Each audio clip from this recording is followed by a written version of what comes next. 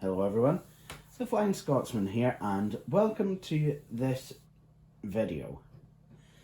Now, this video is going to be, I'm going to say sort of, a Marchintosh video.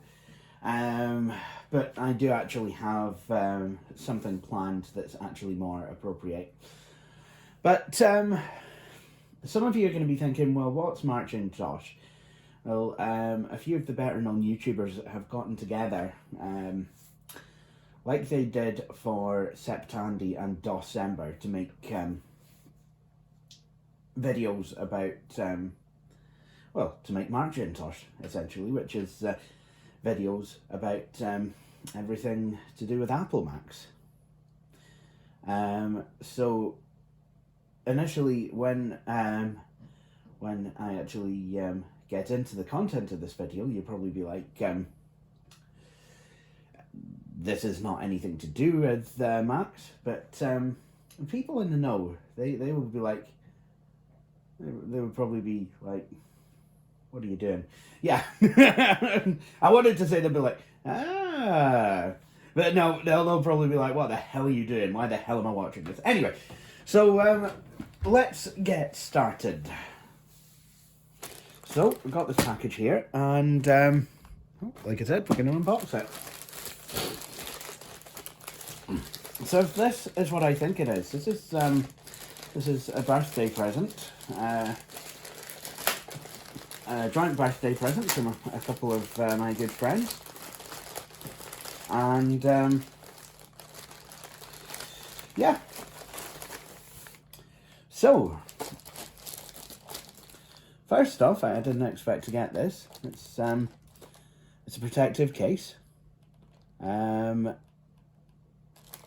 it goes to an Apple iPod Touch 5G.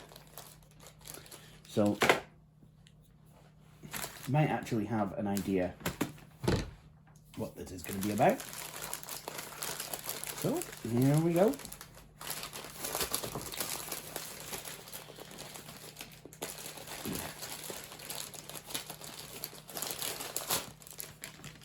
Excellent.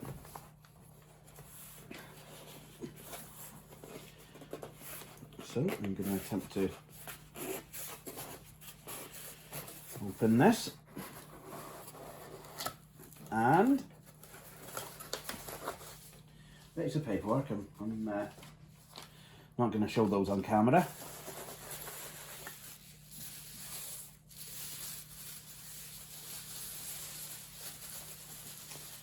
And here we go. We have an iPod Touch. Now, according to the box, this is a 32 gig model, but it better bloody not be. Although the website did say that it would come in the wrong box, so that's fun. So, here we are. This is an Apple iPod Touch. What kind of Apple iPod Touch? Well, this is a 7th generation iPod Touch. It is, it's blue, it's 256 gigs, and I want to explain why I've got this. What it is I've been using an iPod Classic, actually, for the past, well, 9 and a bit years. Because, yeah, I got my iPod Classic in June of 2011. Now,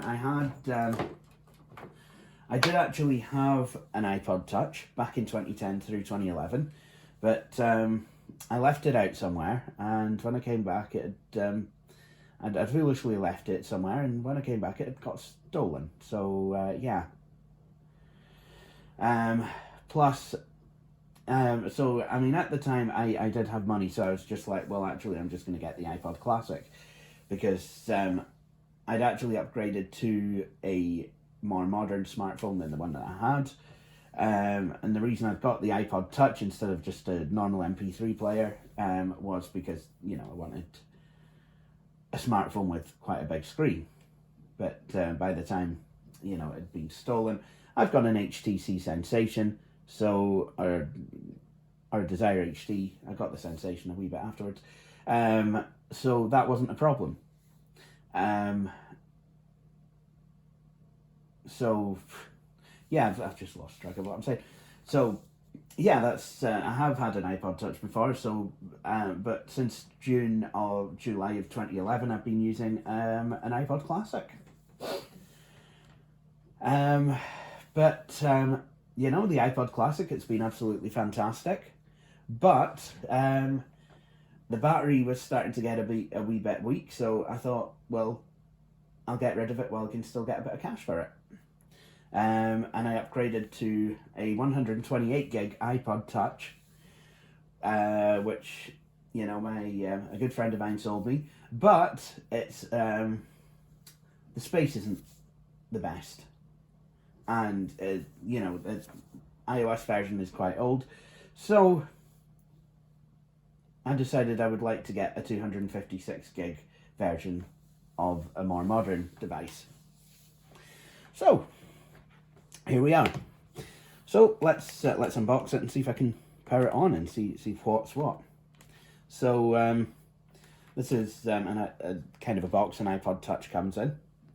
It's you know, all iPods would come in boxes, very similar. There we go. It's all part of the Apple, well, what a friend of mine would call the experience. So can I release it? I forget how you go about releasing it from the box. Oh, there we go.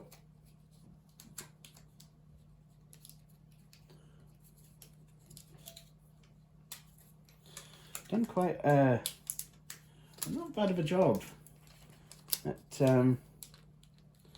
repackaging it. So what I'm going to do is I'm just going to slide this out, and then I can just, there we go. So here we are, the new iPod Touch in blue. The blue is, of course, my favourite colour. I will take this off of the camera.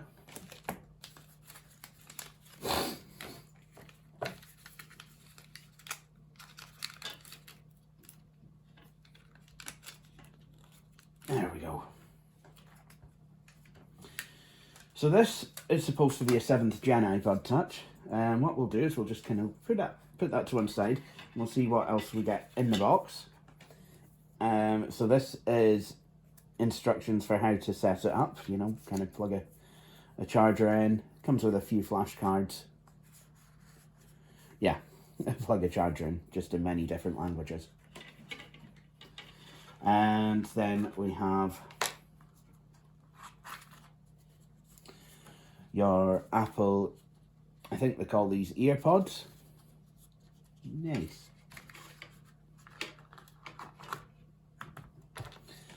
And then you have and cable. Nice.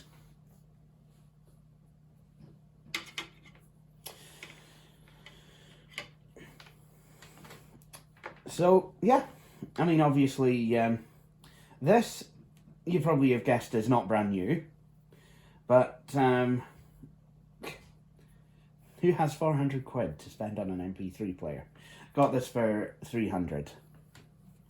So I've held it off too long. We'll try opening up the MP3 player. Try switching it on. See how that goes. Yeah, I can't get that back in. Not at the moment. I will try later. So what I'm gonna do is see if I can power this on. There we go. It's come to life. So you might be wondering, why do I even have an iPod Touch? Why have I got this? Well, firstly, my iPhone is only 64 gigs.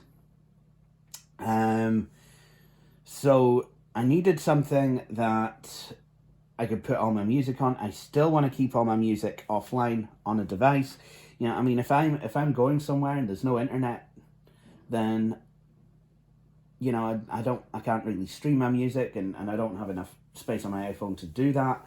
So I like to have a device with all of my music on it. The reason I went for an iPod Touch is because not only do I want to listen to music on this thing, I want to be able to listen to audiobooks on it, and have this device be the one that connects to my stereo and what have you. Just, I mean, Apple's Bluetooth interpretation, you know, it works, don't get me wrong, but it's just like, you know, if Bluetooth is on your phone at all, you don't get to choose whether a device connects or disconnects without having to unpair it.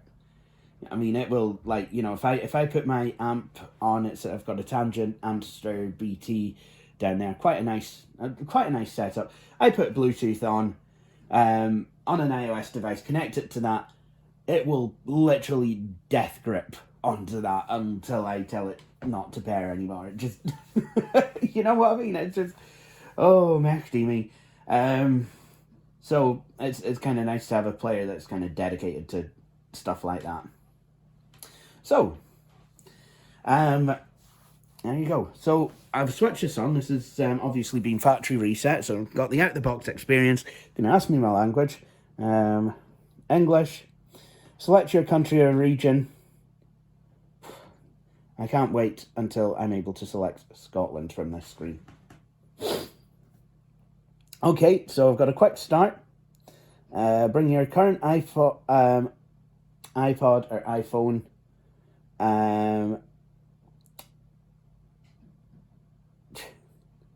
near this iPod Touch to sign in and set up.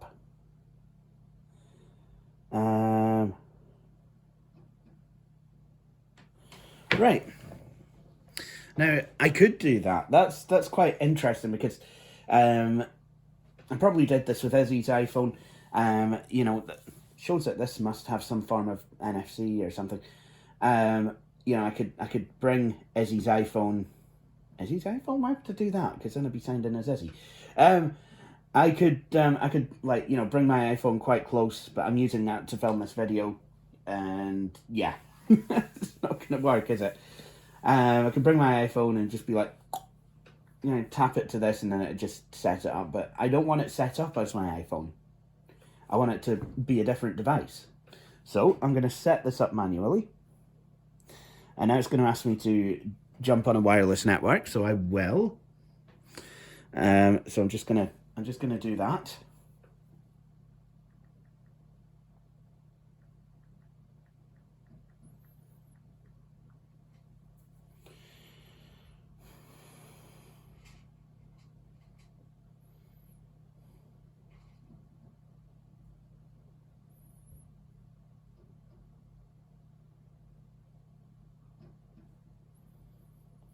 Oh yeah.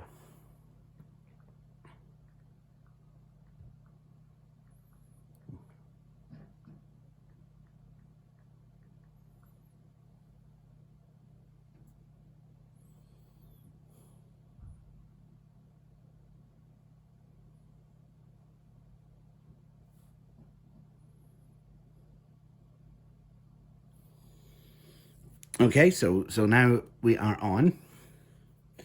We're on Wi-Fi. It says it may take a few minutes to activate your iPod Touch. Excellent. Data and privacy. Create a passcode. Okay, it's now asking if I want to restore apps and data. No, I don't. And then I'm just going to put my Apple ID in. Okay, so I've got the terms and conditions. It's the usual thing. I will not try and pirate my lightning cable. I will not try and overthrow Tim Apple, that sort of stuff. So some of you will be still wondering why the hell I'm using Marchintosh as an excuse for this excuse of a video. Well, You'll probably be saying to me, but Jay, an iPod Touch is not a Mac. No, you're right. It's not a Mac. But it does run macOS. Kind of. You see, no, I mean, obviously it runs iOS, but iOS itself is based upon macOS. And, you know, I mean, originally, when Apple brought out the first-gen iPhone and the first-gen iPod Touch, they actually did say, you know, how the OS was based upon macOS. So, I mean, that is something. So this is, you know, kind of where macOS has come from. And the Macintosh video that I had planned to do, that I'm planning to do later on, is where macOS has come from. So I think that could be quite a good juxtaposition. But yeah, no, this is essentially, I mean, it's all kind of Apple software and what have you. So you know, that is, well, like I said, it's all based upon macOS. Obviously now they call it iOS. If you're on an iPad, it's called iPadOS. If you're on a TV, it's called tvOS. If you're on an Apple Watch, it's called watchOS. You can see the pattern, but I mean, it's all still got the same kind of underpinnings. Apple's modified version of BSD, Darwin, whatever it is that lives underneath the kernel. Anyway, so there's a few settings that I can choose, like express settings. So Siri and location. I'm going to customize these settings. So I want to keep this device up to date, and I will enable location services at this point. I want Siri, but I don't want Hey Siri. So there we go. Ask Siri, I can press and hold the home button to do that. Share audio recordings. Nope, not now. Screen time. iPod analytics. Welcome to iPod. So there we go. We have a newly set up iPod Touch. It's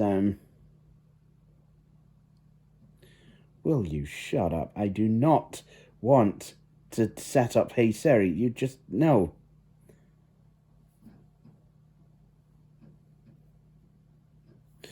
There we go. So, obviously there's a few things I do with any iOS device. I need to make it so I can actually bloody see it. So I'll go ahead and I will do that now. First off, I will enable Zoom. So if I want to use Zoom, I can triple tap, and I've just gotten a notice on this iPhone saying that, you know, my Apple ID have now been used for FaceTime and whatnot on this device. So triple tap to zoom, triple tap and swipe up to zoom out, and then swipe down, zoom in, and then swipe down to zoom out. But for display and text size, gonna select larger text and go, I mean, I can make this pretty damn large. So there we go. And I'm going to make the text bold.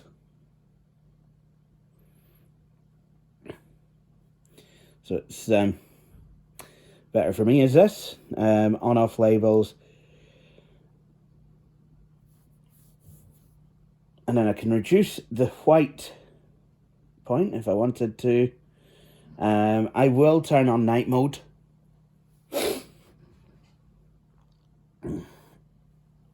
And got touch switch control. I could use this using a switch. Assistive Touch allows you to use your iPod Touch if you have difficulty touching the screen or you require an adaptive accessory.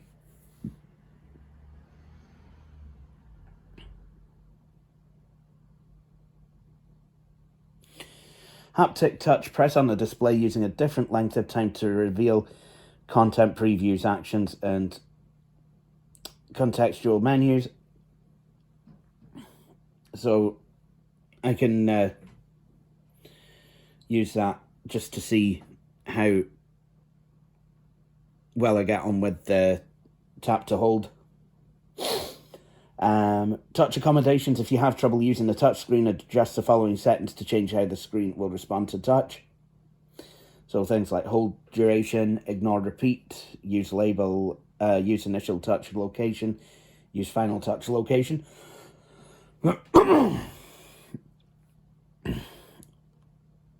Call audio routing. Determines where audio will be heard during a phone call or FaceTime audio. That's pretty good. Apple TV remote. Directional buttons. Use the buttons of the iPad on the iPod Apple TV remote instead of swipe gestures. So that's pretty good. So you've got all different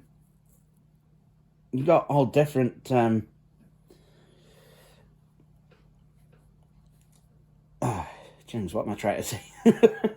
Different accessibility options, just like most Apple devices. So that's quite nice. And the next thing I will do is I will go into General and just see.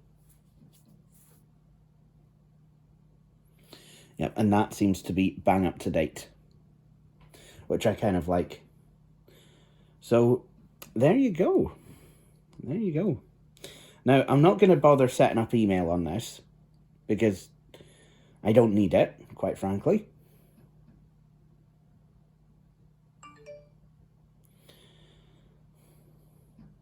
Oh, got Top Gear and stuff on Apple TV. I can go on and download apps and what have you. Only a few apps that I'm going to need on this. Audible and Dolphin Reader. I don't need, like, Facebook and what have you.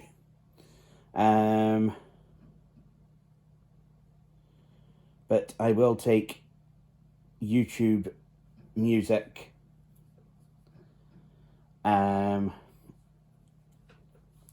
Basically anything to do with media I want on this device. So YouTube Music. I definitely want Plex.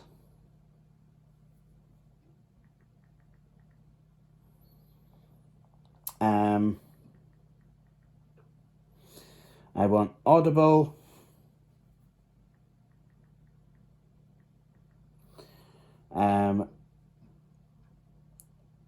BorrowBox.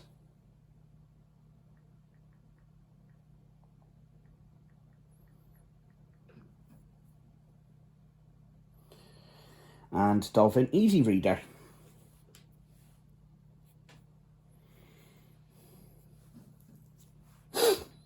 So there you go. I mean, those are basically the apps that I need. I don't really need anything else.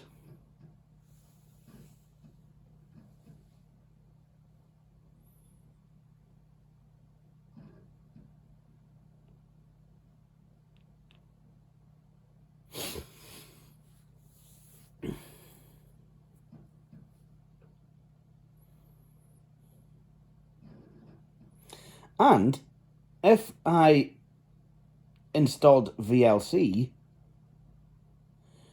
then this will become a high-resolution audio player. I think it can do high resolution anyway, but I think it's not a bad thing to have on it. And another thing about these iPod Touches as well is they are actually quite good for audio, because not only do they have a pretty reasonable audio amp in them, you can actually plug in an outboard amp into the lightning connector. And then you have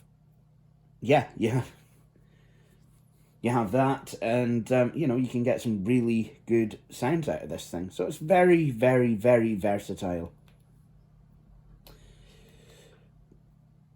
And it's not just me who's chosen to get an iPod Touch for my daily MP3 player needs. It is Dank Pods as well. You know, he's got an iPod Touch, he uses it, he thinks it's pretty good. So, I mean, that's a thing. That is definitely a thing. So, I think that's this mostly set up on this video. What I will need to do now is jump onto iTunes and get this set up properly and get this all synchronized with my music collection and all of that sort of stuff. So, I'm going to end this video now, and I'd like to thank you all for watching, and please join me for my next one. Cheery bye. Thank you for watching this video. If you enjoyed it, please hit the like button. You could also subscribe to the channel and hit the wee bell icon to be notified when I have published a new video. But until then, please feel free to check out some of my previous videos.